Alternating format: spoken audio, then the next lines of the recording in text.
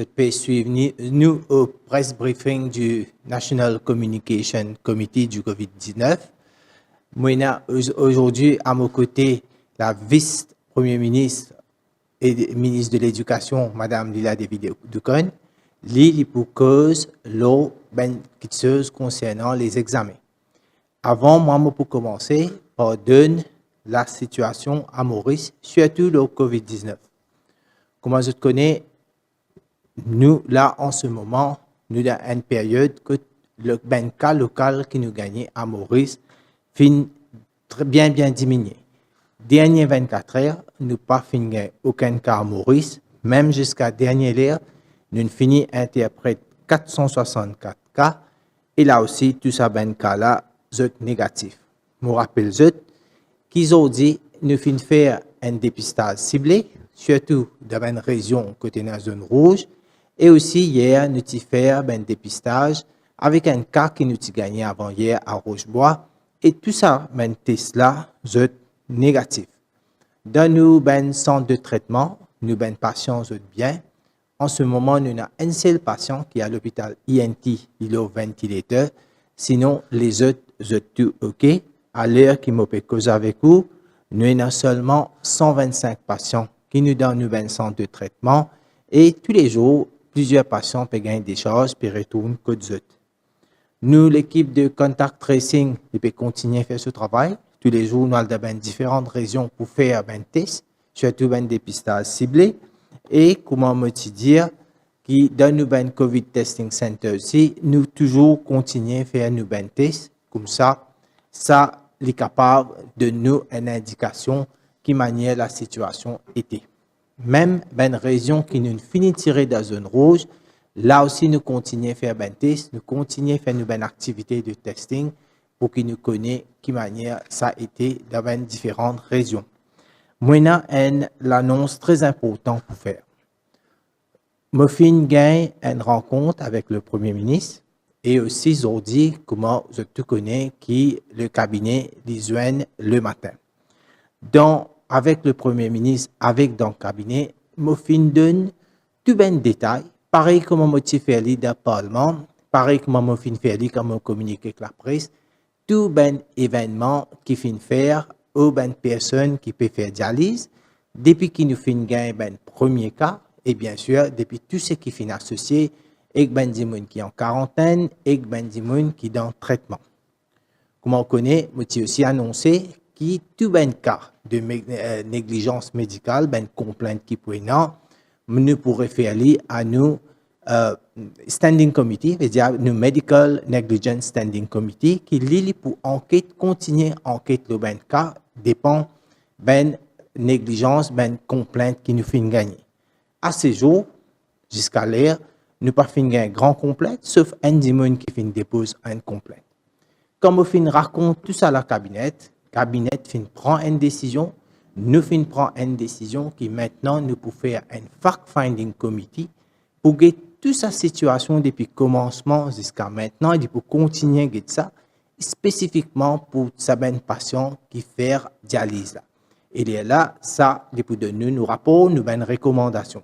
Ça fact-finding committee là, sous attribution, nous pouvons connaître dans une décision du cabinet. Ça, c'est l'élément essentiel qui m'a pour informer la population et comme ça, nous pouvons connaître les autres attributions au fur et à mesure. Maintenant, je passe la vice-première ministre, ministre Lila David-Ducon, pour lui donner nous une information lors les examens et lors l'éducation. Merci, Dr. Jagapal. Bonsoir tout le monde. Lors de ma dernière intervention ici, je t'annonce la tenue des examens PESAC et NCE. Aujourd'hui, c'est avec satisfaction que je suis capable de dire que les deux examens finissent terminés et finissent déroulent dans de bonnes conditions. Je voulais aujourd'hui là remercier tous ceux qui finissent faire confiance au système et qui finissent collaborer pleinement pour la tenue des examens, et en particulier les élèves, plus de 30 000 élèves qui ne prennent pas aux examens, parents d'élèves, et aussi tous les officiers qui travaillent pour ça. nous tous conscients à quel point il est important pour que ces bons élèves-là capables de prendre part aux examens. Et nous finissons tout, en tout, nous réaliser, nous finissons notre sa satisfaction, sa soulagement qu'ils ont fini d'éprouver à la fin des examens. Alors, je suis content de dire bravo. Bravo à tous ces bons élèves qui finissent agir avec responsabilité et qui finissent prendre part aux examens, tout en respectant bonnes consignes sanitaires, bonnes gestes barrières. Et ça, c'est extrêmement important. Je dis bravo à ces bonnes candidates-là et bravo pour qu'ils aient agir avec tant de responsabilité. Pour PESAC, 15 428 élèves ne prennent pas aux examens et dans 350 centres d'examen, incluant un centre en quarantaine. Là aussi, il est important qu'il me remercie le ministère de la Santé et le personnel de la santé qui permettent à ce qu'il y ait un examen ait lieu dans un centre de quarantaine, remercier les autres pour la prise en charge de ces candidats-là et assure que l'examen est capable et n'a lieu dans un centre de quarantaine. Et encore une fois, bravo à ces enfants-là parce qu'ils nous conscients qu'il n'est pas facile de prendre un examen dans un centre de quarantaine, mais les autres filles fait. Pour les examens de la NCE, il est important qu'il me dise que c'est la première fois qu'il nous peut organiser ça dans le pays. Et 13 985 élèves ne prennent part aux examens de la NCE. Mais l'examen finit aussi en lieu de un centre de quarantaine. Et nous finissons 98% d'attendance, c'est-à-dire 98% d'élèves qui ne prennent part dans l'examen NCE. Et nous réalisons que pour MES, il n'est pas une tâche facile, organise un examen et aussi organise un nouveau examen dans une période de confinement national et aussi avec une zone rouge. MES relève le défi et là, nous prenons un mot spécial, encore une fois, pour tous les officiers qui travaillent pour ce examen-là. Nombreux officiers, invigilators, supervisors, le personnel des examens, qui collaborent pleinement là aussi pour permettre à ce que ce examen-là déroule correctement. Certains même rentrent dans un centre d'examen à 5 heures du matin, afin d'assurer qu'il y ait un centre ouvert et qu'il y ait une condition correcte pour qu'il y ait des élèves capables de prendre part aux examens.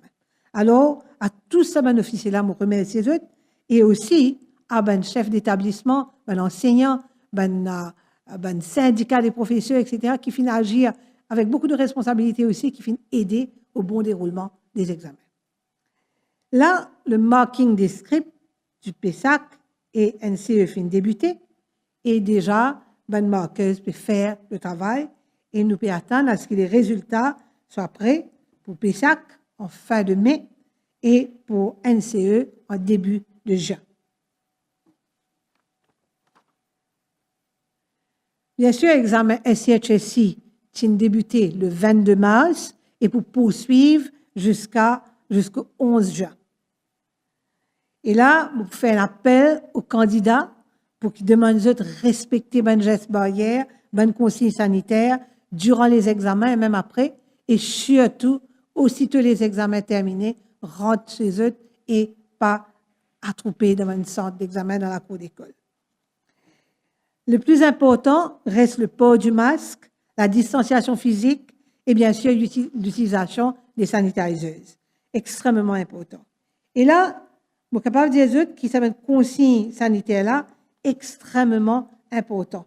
Et le plus important, c'est que quand vous suivez une consigne sanitaire, vous avez un bon résultat. Vous réussi protège ces enfants-là. D'ailleurs, nous avons un exemple. Sinon, le cas malheureux qui est arrivé à Philippe Rivalan, et là, nous connaissons que malgré le fait qu'il y a un invigilateur-là qui est positif, l'élève en question et l'autre invigilateur qui est dans la salle, tous les deux finissent testés négatifs à 3 reprises. Qui veut dire que le port du masque, les gestes barrières, est extrêmement important et il protège les élèves. Alors là, je peux dire qu'ils m'ont espéré que les jeunes continuent à suivre ces gestes de barrière-là et assurer que tout se passe correctement. Là, je suis content aussi de dire que le conseil sanitaire reste important. Et là, moi, annonce aussi qu'il nous peut préparer nous pour la rentrée scolaire. La rentrée scolaire qui prend lieu le 14 juin et le 1er juillet pour ceux qui pourront en grade 12. Là, qu'est-ce qui est important? Qui nous préparer pour que les enfants, quand rentrent l'école, se rentrent dans les meilleures conditions. Alors déjà, avec l'aide du ministère de la Santé, avec l'aide de différents partenaires, c'est-à-dire les syndicats de professeurs, les chefs d'établissements scolaires, etc., nous venons avec une campagne de vaccination massive, c'est-à-dire tout personnel des écoles, c'est-à-dire enseignants comme non-enseignants, tout le monde qui a accès à l'école, toutes ces personnes-là, prenant la possibilité, bien sûr, d'être vaccinés. Et cela, nous pouvons faire avec l'aide du ministère de la Santé. Tout le personnel, tous ceux qui ont accès à l'école, la Moldiali, les professeurs, le personnel non enseignant, cantine persons, qui tenaient à la cantine dans l'école, chauffeurs de van scolaire, chauffeurs d'autobus dans school bus, tous ces gens-là, tout aide-chauffeurs, etc., qui travaillent avec jeunes et qui allent dans les écoles, tous ces gens-là, pour être vaccinés. Et cette campagne-là peut démarrer samedi matin, demain matin, et pour continuer jusqu'au 11 mai prochain. C'est-à-dire, nous voulons vacciner tous ceux qui prennent accès à l'école. Et tout cela, nous pouvons mettre en place pour protéger nos bons enfants. Extrêmement important que tout cela se passe dans les meilleures conditions. Ce qui est important aussi, aujourd'hui, Mopovin donne l'information lors de l'examen de reassessment. Les examens de reassessment, prennent lieu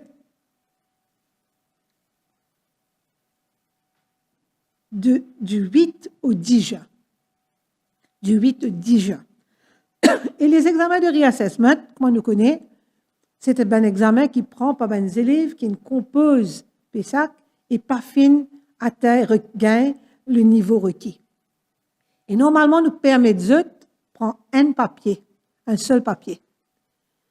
Ça, il y a l'examen de reassessment qui fait pour les élèves qui ne prennent pas au PESAC et pas fin gagner le niveau requis pour gagner cet award. Alors là, cette année-ci, la MES et le ministère, pour revoir les regulations qui sont entrées au reassessment ou receipt exam, comment ça a été appelé. Mais l'amendement qui nous permet, c'est pour permettre à ce que certains élèves, là, on peut dire qu'il y a une catégorie d'élèves qui sont capables de prendre part au reassessment. Exceptionnellement, cette année-ci, ce reassessment-là pour prendre par les autres élèves qui n'ont pas fait une part. Là, laisse m'expliquer qui est une catégorie d'élèves. Maintenant, les élèves qui sont en quarantaine et qui n'ont pas fait une réussite pour part aux examens. Finalement, les élèves qui sont malades, qui sont en traitement dans les treatment centers. Ces élèves-là, en principe, pas capables de prendre part aux reassessment examinations. Et là, cette année-ci, nous pouvons permettre à des élèves qui sont malades, pour qu'ils soient capables de prendre part à l'examen, qui sont malades et qui sont sous traitement dans les treatment centers de COVID. Ces élèves-là pour capables de prendre part au PESAC. Et il y a aussi certains élèves qui sont en quarantaine et pas capables de prendre part. Ces élèves-là pour capables de prendre part de sa reassessment exam-là. Et il y a des élèves qui prennent quelques papiers, mais pas fait une récit complète l'examen en entier pour permettre aux autres de prendre part aux examens de reassessment. Et dans nous, l'école primaire, tenons à peu près 200 élèves qui tirent bon papier, mais tenons 100, parmi ces 200-là, tenons un certain nombre qui participent à l'examen.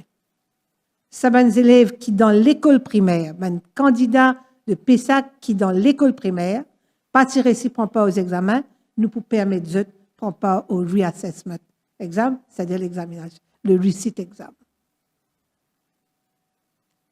Que les élèves qui, au primaire, qui pas fin prend pas aux examens, qui nous pour permettre de répondre le reassessment paper. En ce qui s'agit du NCE, dans le cas du NCE, les élèves ne prennent pas aux examens dans quarantaine. Sur les 13 985 élèves qui ne prennent pas aux examens de la NCE, et il y a à peu près 360 candidats qui passent sans participer. 9 candidats qui dans Assessment Center et pas qui dans Treatment Center et pas fin capable de prendre part aux examens, et 2 élèves qui sont dans la zone rouge, pas capable de sortir pour ne prendre part aux examens. Ces élèves-là, ils sont promoted to grade 10. To grade 10, c'est-à-dire pour les autres montent en grade 10, ils peuvent prendre NCE l'année prochaine. Mais ils peuvent monter en grade 10. Voilà ce qui me tient pour dire pour les examens de PESAC et de la NCE. Mais il est important aussi qu'il me mentionnait qui, pour faire l'examen-là, nous finissons le soutien du ministère de la Santé, pleinement. Nous finissons le soutien du ministère de Land Transport, de la NTA, de la police, des partenaires de l'éducation, des chefs d'établissement et surtout du corps des enseignants, un syndicat d'enseignants. Et alors, à toutes ces personnes-là, nous disons merci et que nous prenons compte les autres pour les examens de SI et HSI pour le déroulement de ces examens. Avec cela, je remercie les autres pour l'attention et je retourne la parole au Dr. Joketpal. Merci, madame. Tout ça, un éclaircissement qui vous fait de nous là. Maintenant, nous pouvons prendre une question de la presse à travers le GIS et nous pouvons commencer à prendre une question de la presse de l'éducation d'abord, qui peut adresser au ministre, et ensuite, je peux prendre une question de la presse qui est adressée à moi, à la santé. Merci, Monsieur le ministre. Bonsoir à tous. Nous commençons d'abord par une question qui nous fait recevoir de la presse pour le Dr. Joketpal concernant le Fact-Finding Committee. Oui. Question de la MBC. Le Fact-Finding Committee rendra son rapport dans combien de temps? Les travaux se dérouleront en public ou in camera? Alors, bon, tout ça, comment on fait qu'annoncer, le Fact-Finding Committee qui, ce matin, c'est le cabinet finance présidé par le Premier ministre, avec toute une explication qui me fait donner. Bien sûr, là, nous pour faire les attributions de ce comité-là, qui en a qui pour un représentant de ce comité-là, et puis pour faire tout ce qui concerne le référence, le terms of reference qui nous peut communiquer, et ensuite nous pour communiquer.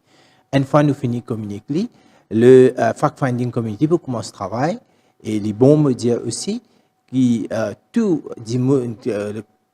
ce qui concerne surtout le dialyse, le Fact-Finding Committee, il peut amener ses recommandations, son rapport, et nous pouvons tout ça là.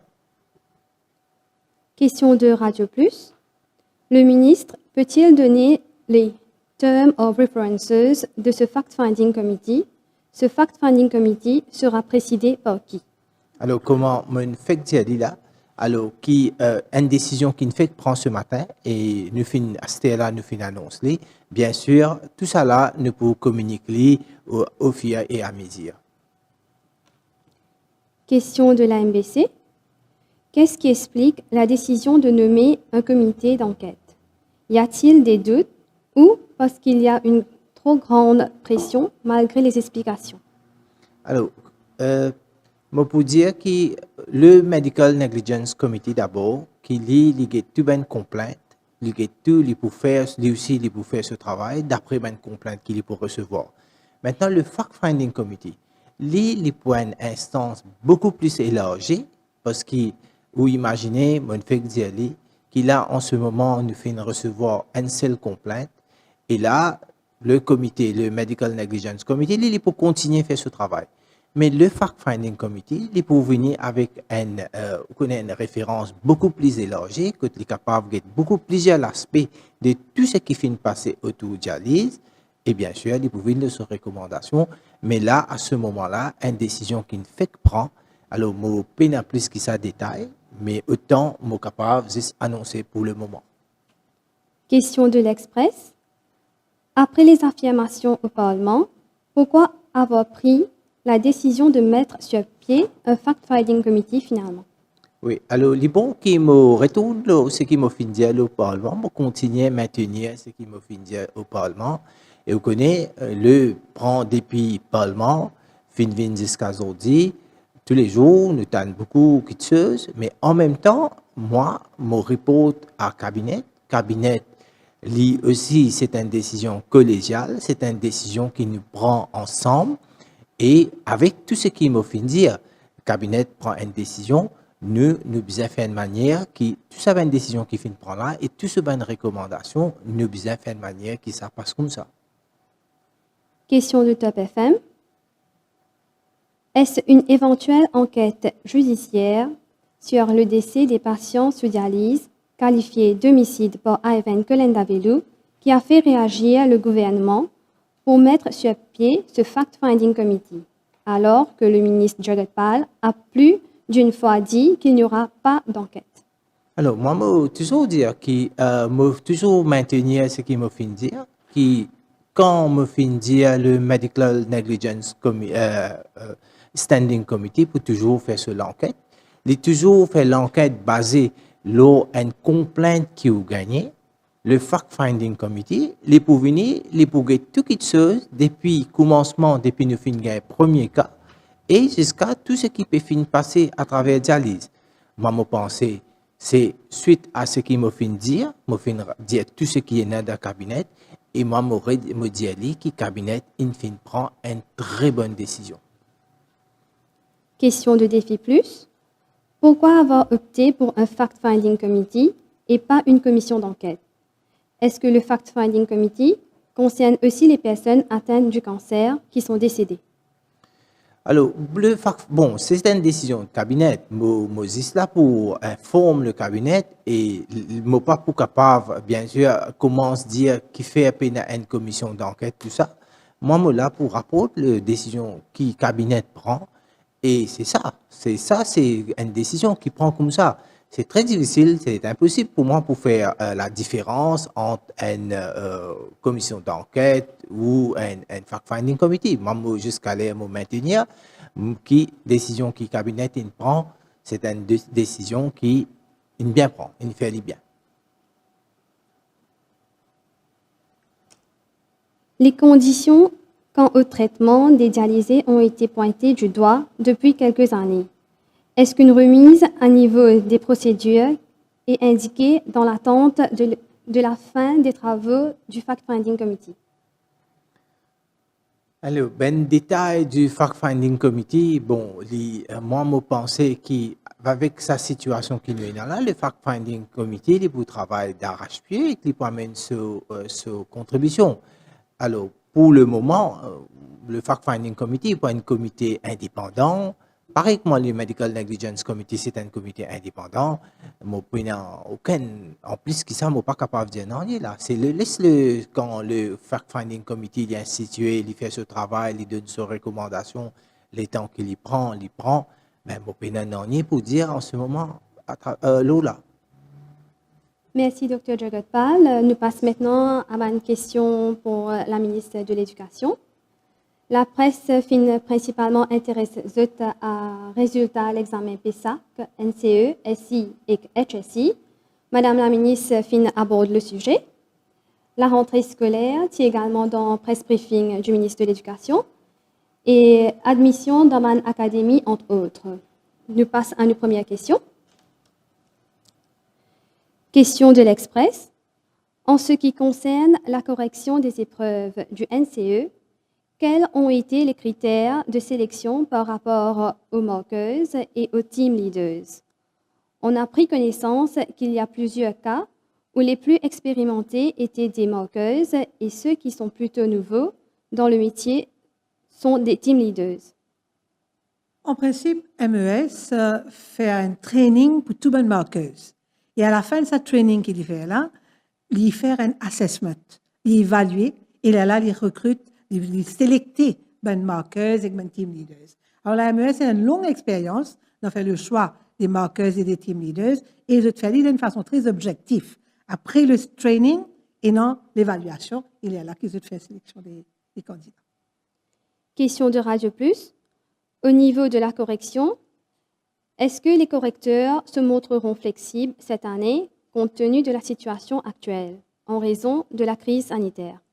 En principe, la MES, à chaque fois qu'il fait une correction des papiers, vous êtes avec un marking scheme et la correction se fait à partir du marking scheme d'une façon très objective.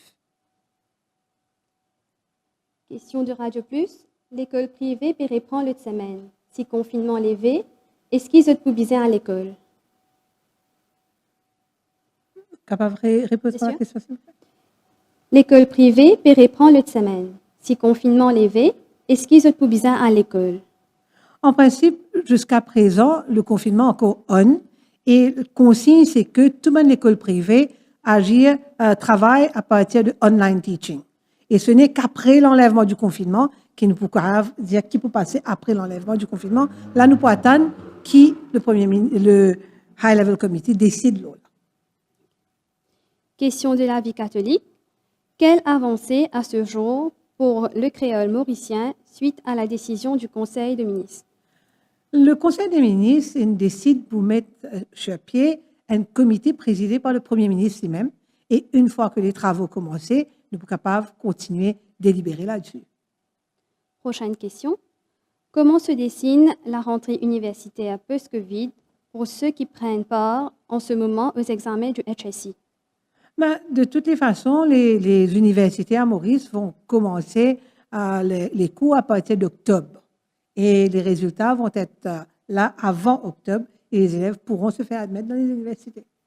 Prochaine question. Les examens du SI prennent fin à la mi-juin. La prochaine rentrée est prévue pour la fin juin. Les élèves auront-ils le temps de souffler? Je viens de dire tout à l'heure que les élèves des autres classes vont rentrer le 14 juin et ceux de l'OS6, grade 12, vont rentrer le 1er juillet. Et les examens terminent le 11 juin. Nous passons à nos dernières questions qui nous finissent recevoir la plateforme BCF Maurice. Nous faisons autre rappel que c'est une collaboration de la MBC, Mauritius Telecom et du Government Information Service. Question de la MBC. Est-ce qu'on peut avoir une mise à jour concernant l'admission dans les académies après les examens du NCE et la poursuite des études pour ceux qui n'y seront pas admis? Les élèves qui ont admission dans une académie, je peux bouger, je peux aller vers les académies. Et cela va se faire après, bien sûr, les résultats. Le jour que l'élève recevra son résultat, il peut connaître s'il admet ou pas dans les académies. D'ailleurs, il y a 4000 élèves, dans les environs de 4000 élèves, qui finissent faire une application pour une place dans l'académie. Les autres élèves, dans les collèges régionaux, pour rester dans cette école et pour monter en grade 10 dans cette école. Merci pour votre attention et bonne soirée.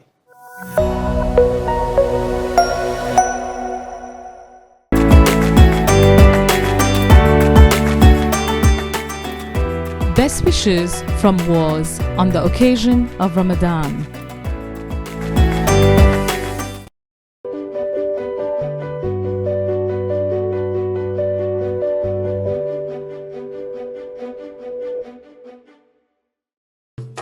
Eagle Brand Spices présent plus qui 100 ans dans la cuisine. Beaucoup Mauriciens ont grandi en saban savela. Nous avons désenvoyé tes épices pour tout type la cuisine, pour tout ban Mauricien. Vous pourrez trouver nos ban produits à ban petit prix et dans tout ban supermarché et que la boutique Précotou. Eagle Brand The Spice Master.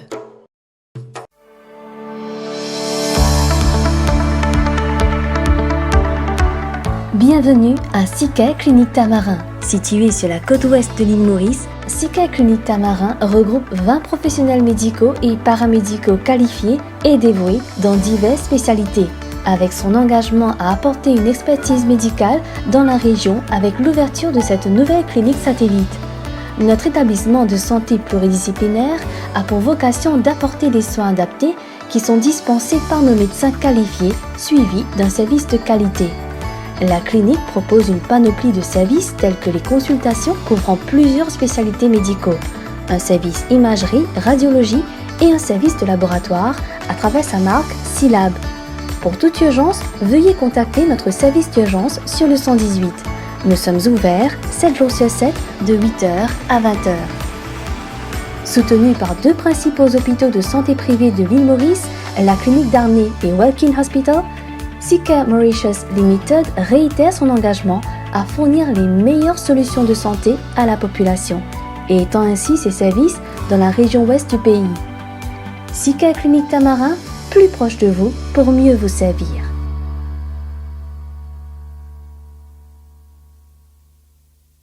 Restez chez vous, nous vous livrons sur le seuil de votre porte en toute sécurité. Commandez en ligne sur www.store.quality.mu. Bon shopping! Quality Beverages wishes you Ramadan Mubarak. Découvrez un nouveau meal spread avec ce 8 vitamines essentielles, un emballage biodégradable qui est bon pour l'environnement, 100% local, est disponible partout dans l'île, en plus même pas besoin de dans frigidaire. Nouveau meal spread, 1000 fois ça. Ou bien garder ou ban manger au frais pendant longtemps, ou bien freeze ou ban snack ou business, KDR Electromeubles peut annoncer ce lockdown sales lo tous sur ban freezer. Pas hésiter, check page Facebook KDR Electromeubles pour plus de détails. Facilité de paiement par Juice, code de crédit ou ça la livraison avec ou facilité de crédit Rogers Capital ou Sim Finance. Ou capable faire aux réservations à ce là et balance les payables après confinement. Sa promotion là existe pendant lockdown, stock limité. Pour réservation, pas oublier check page Facebook KDR Electromeubles.